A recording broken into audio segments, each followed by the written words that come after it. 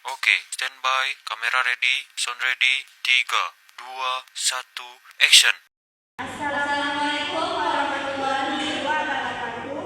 Perkenalkan, nama saya Dewi Fatista Salti dan teman saya. Perkenalkan, nama saya Nur Aulia. Perkenalkan, nama saya Aulia Arianisi.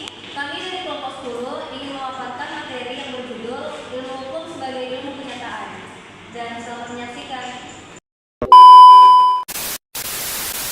Ilmu hukum sebagai ilmu kenyataan. Ilmu yang menyoroti hukum sebagai perilakuan atau sikap tindak sebagai suatu sistem norma yang mengatur perilaku manusia dalam bermasyarakat. A. Sosiologi hukum.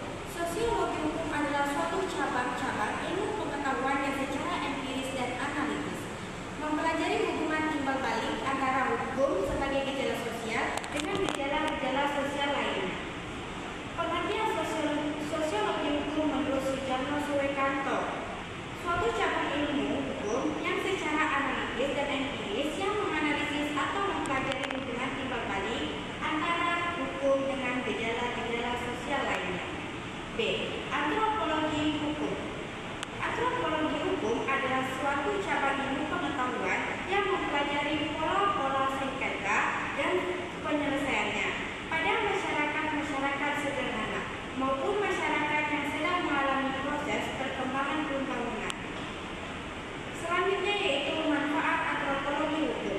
Manfaat antropologi hukum yaitu untuk mengetahui gambaran bekerjanya hukum sebagai pengendali sosial yang dilatar belakangi oleh budaya. C. Sejarah hukum. Suatu bidang studi hukum yang mempelajari perkembangan dan asal-usul dari sistem hukum dalam suatu masyarakat tertentu dan memperbandingkan antara hukum yang berbeda karena dibatasi oleh perbedaan waktu. D. Politik hukum. Suatu bidang studi yang menganalisis hubungan antara hukum dan kekuasaan politik dalam masyarakat. Politik hukum mempelajari bagaimana hukum dibuat, diterapkan dan digunakan sebagai alat untuk mencapai tujuan politik dan juga